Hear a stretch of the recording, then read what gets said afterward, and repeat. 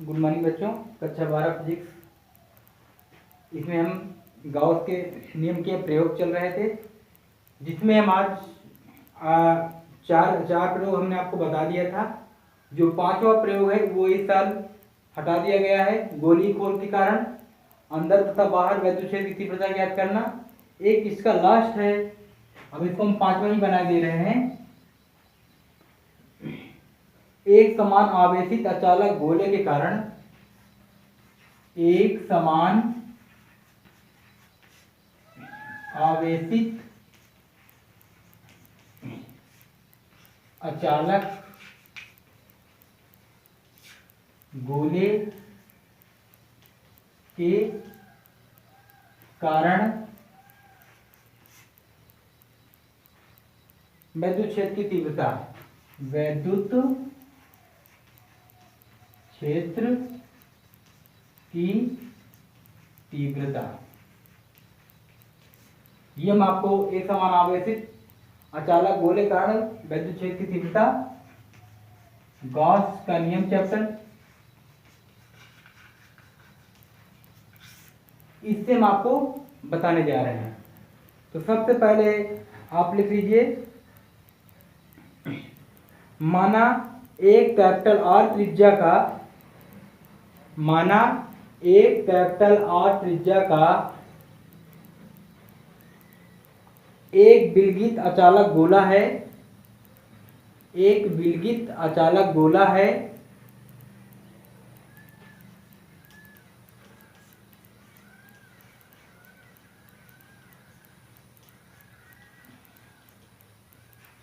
विलगित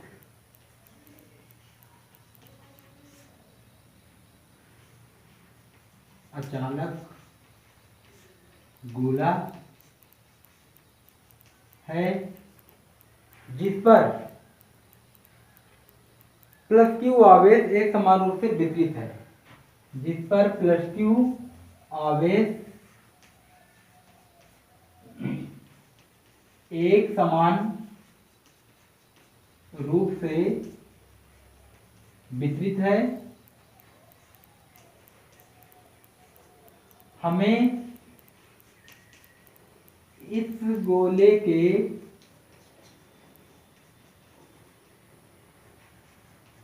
अंदर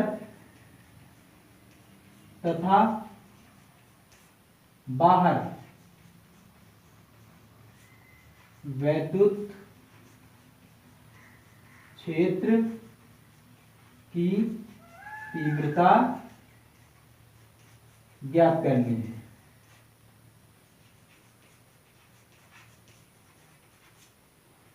ये माना है कैपिटल आर त्रिज्या का एक विलगित अचालक गोला है। ये देखिए, एक ही विलगित अचालक गोला हो गया, ठीक है, जिसकी त्रिज्या कैपिटल आर है। इस विलगित अचालक गोले में प्लस क्यू एक समान रूप से वितरित है। ये प्लस क्यू आवेश एक समान रूप से पूरे गोले में वितरित है, ठीक है। हमें इसके अंदर तथा बाहर वैद्युत क्षेत्र की तीव्रता ज्ञात करनी है। हम इसके चारों ओर एक गैसीय आवरण, यानी गैसीय आवरण हम मान लेते हैं, जिसकी केंद्र से दूरी स्मॉल आर है, ठीक है, केंद्र से दूरी स्मॉल आर है। अब हमें इस गोले के अंदर, बाहर तथा उसके पृष्ठ पर वैद्युत क्षेत्र की तीव्रता बारी बारी से ज्ञात करनी है। तो सबसे पहले हम इसके बाहर आपको वैद्युत क्षेत्र की तीव्रता ज्ञात करा रहे हैं। ये हिंदी आपको समझ में आ गई। माना कैपिटल आर त्रिज्या का एक विलगित अचालक गोला है। ये देखिए, इतना विलगित अचालक गोला है जिस पर प्लस क्यू आवेश एक समान रूप से वितरित है, प्लस क्यू आवेश एक समान रूप से वितरित है। हमें इस गोले के अंदर बाहर, पृष्ठ पर हमने लिखा, बाकी पृष्ठ पर हमें वैद्युत क्षेत्र की तीव्रता ज्ञात करनी है। इतना हम आपको अब इसमें कराने जा रहे हैं, ठीक है। तो चलिए तैयार हो जाइए। सबसे पहले हम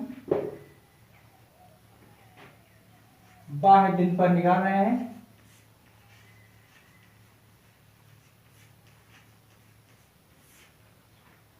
बाह्य बिंदु में निकालने के लिए सबसे पहले हमें गॉस के नियम को जानना होगा। गॉस का नियम क्या है आपको पता है कि फाई वो विद्युत फ्लक्स फाई ई बराबर क्यू बटे एप्सिलॉन 0, ये होता है गॉस का नियम।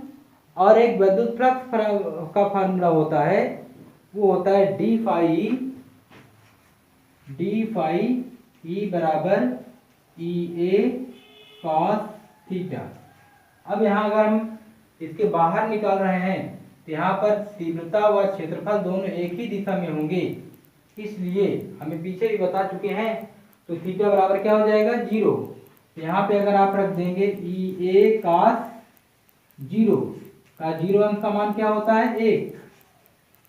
तो यहाँ क्या मिल गया आपका ई ए, सिर्फ इधर डी फाई ई, तो सिर्फ फाई ई बराबर हो जाएगा, इधर ये समाकलन का काम करेगा ई। आप ई बाहर ले लीजिए, ठीक है, और समाकलन के अंदर आप ए रख लीजिए, ए और डी ए। तो यहाँ पर यहाँ पर ए भी कर सकते हैं डी ए, ठीक है, ये चीज आप रख सकते हो।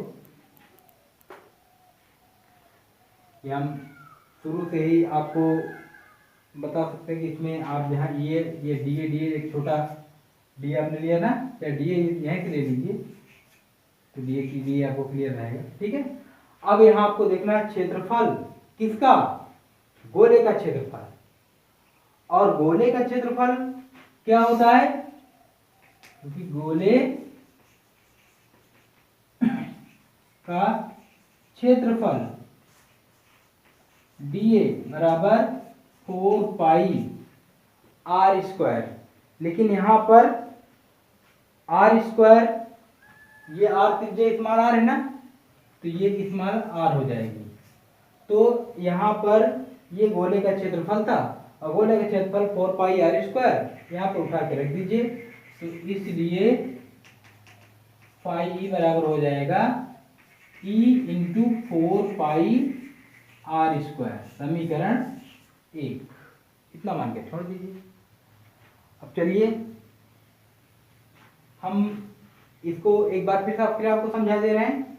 डी फाई बराबर E D A cos theta, theta का मान 0 है इसलिए कॉस 0 का मान 1, ये रख दिया गया। ई डी ए आपका चला आया, ये इधर अवकलन का चिन्ह है, इसको हटाएंगे तो समाकलन इधर आ जाएगा। ई कांस्टेंट बाहर निकल गया और फिर डी ए का समाकलन हो रहा है। तो ये एक तरह का संपूर्ण पूरे गोले का क्षेत्रफल है, पूरे गोले का क्षेत्रफल 4 पाई आर स्क्वायर होता है, तो उसकी जगह आप 4 पाई आर स्क्वायर रख के आप फाई बराबर आपने निकाल लिया, ठीक है। अब आपको गॉस के नियम जो अभी हमने आपको बताया कि गॉस के नियम से, गॉस के नियम से, गॉस का नियम क्या है, फाई ई बराबर क्यू बटे एप्सिलॉन 0, समीकरण 2, ये गॉस का नियम। अब यहाँ पर आप देख लीजिए समीकरण 1 और समीकरण 2 में दोनों फाई के बराबर हैं, एलएचएस बराबर है तो आरएचएस बराबर हो जाएंगे। यहाँ लिखेंगे समीकरण 1 व 2 की तुलना करने पर, समीकरण 1 और 2 की तुलना आप कर दीजिए, एलएचएस बराबर है तो आरएचएस आप बराबर कर दीजिए 4 पाई आर स्क्वायर इधर क्यू बटे एप्सिलॉन 0, इसको इधर ले आइए, ई बराबर हो जाएगा 1/4 पाई एप्सिलॉन 0 क्यू बटे आर स्क्वायर। ये देखिए तीव्रता का व्यंजक प्राप्त हो गया, 4 पाई आर स्क्वायर यहाँ आएगा तो 4 पाई एप्सिलॉन 0 और क्यू बटे आर स्क्वायर, ये इस टाइप का बन गया। आप देख सकते हो ये पूरा बटे में आएगा, बटे में लाने के बाद कि आप वैसे अलग अलग आप कर सकते हो, ठीक है। अब ये तो आपको तीव्रता का व्यंजक हो गया, मगर हम पहले यहाँ बाहर निकाल रहे हैं, ठीक है। बाहर जब यहाँ पर निकालेंगे पृष्ठ पर तो ये त्रिज्या लेंगे, अंदर निकालेंगे तो फिर, ठीक है। तो यहाँ पर आपको सबसे पहले पृष्ठ घनत्व की ओर बढ़ाना पड़ेगा। अभी हमारा ये पूरी तरह से फॉर्म नहीं आया, ये तो स्मॉल आर के लिए आया है। अब यहाँ सबसे पहले आपको लिखना है, यदि आवेश का आयतन घनत्व रो है, यदि आवेश का आयतन घनत्व रो हो, तब जो आवेश प्लस क्यू गोलेक दिया गया है, यदि उसका आवेश घनत्व रो हो, तब आपका आवेश क्या फार्मूला बन जाएगा, Q बराबर 4/3 पाई। अब यहाँ पे इसकी त्रिज्या क्या ली गई है, कैपिटल R क्यूब और रो। ये आपका Q बराबर 4/3 पाई R क्यूब रो, यानी आवेश का मान यहाँ पर ये आपका हो जाएगा। तो अब आप सीधे Q का मान उसमें रख दीजिए, Q का मान